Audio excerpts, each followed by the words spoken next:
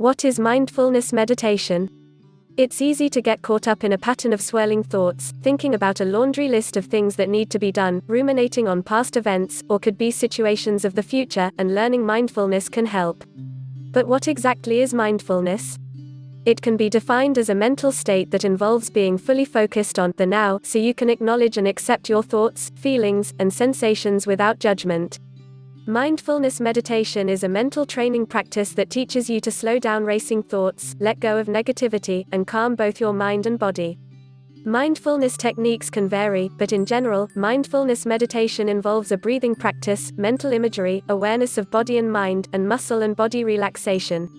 Practicing mindfulness meditation doesn't require props or preparation, no need for candles, essential oils, or mantras, unless you enjoy them. To get started, all you need is a comfortable place to sit, 3 to 5 minutes of free time, and a judgment-free mindset. How to get started learning mindfulness meditation is straightforward enough to practice on your own, but a teacher or program can also help you get started, particularly if you're practicing meditation for specific health reasons. Here are some simple steps to help you get started on your own. Set aside meditation time, whether you set your alarm 30 minutes before little ones rise or set aside time to wind down a few minutes prior to bedtime. Do your best to carve out a time each day to practice mindfulness meditation. And don't be too hard on yourself if life gets in the way, just try again tomorrow. Get comfortable, find a quiet and comfortable place. Sit in a chair or on the floor with your head, neck, and back straight but not stiff. It's also helpful to wear comfortable, loose clothing so you're not distracted. Consider a timer while it's not necessary. A timer, preferably with a soft, gentle alarm, can help you focus on meditation and forget about time, and eliminate any excuses you have for stopping and doing something else. Since many people lose track of time while meditating, it can also ensure you're not meditating for too long. Be sure to also allow yourself time after meditation to become aware of where you are and get up gradually. Focus on breathing, become aware of your breath, attuning to the sensation of air moving in and out of your body as you breathe. Feel your belly rise and fall and the air enter your nostrils and leave your mouth. Pay attention to the way each breath changes and is different. Give yourself a break if you find yourself getting carried away in your thoughts, whether with worry, fear, anxiety, or hope. Observe where your mind went, without judgment, and just return to your breathing. Don't be hard on yourself if this happens. The practice of returning to your breath and refocusing on the present is the practice of mindfulness. Download an app. If you're having trouble practicing mindfulness meditation on your own, consider downloading an app like Calm or Headspace that provides free meditations and teaches you a variety of tools to help you get centered throughout your day. Common questions about mindfulness meditation.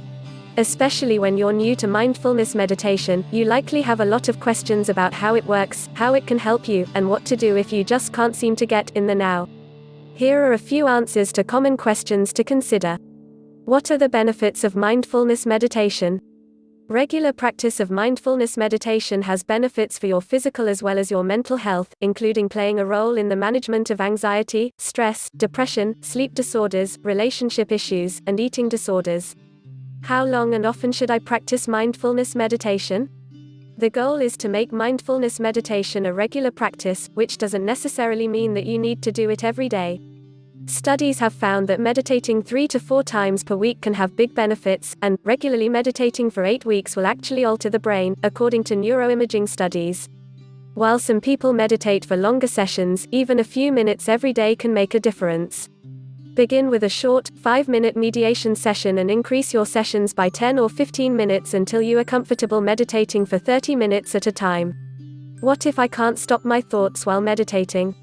The great news is that meditation isn't about stopping your thoughts, says Megan Monahan, author of Don't Hate, Meditate. As long as you have a pulse, you're going to have thoughts, she says. It's almost as if you're overhearing a conversation that you're not getting involved in, Monahan explains. And when you notice that you've gotten involved in the thoughts in your mind, in the sounds around you or the physical sensations, you find your way back to whatever your point of focus is: breath, mantra, witnessing awareness. How long will it take until I start noticing improvements? At the beginning of your practice, meditation will feel a lot like sitting and doing nothing, says Monahan. The benefits of meditation show up outside of your meditation, so start to look for the benefits of meditation in your life. For example, take note of how you're responding in your relationships or navigating stressor. One of the best ways to see those benefits is to get really clear on why you're meditating, says Monahan.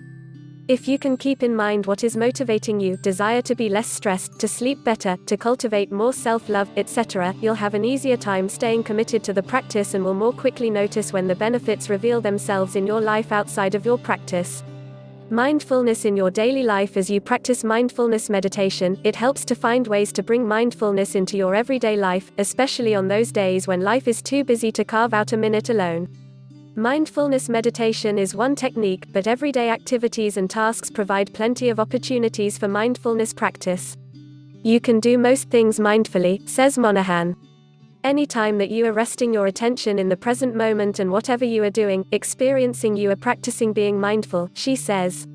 Not only does this enrich the present moment activity, experience you're engaging in, but it also allows you to be present in your time rather than going back into the past or into the future. Brushing your teeth, feel your feet on the floor, the brush in your hand, and your arm moving up and down.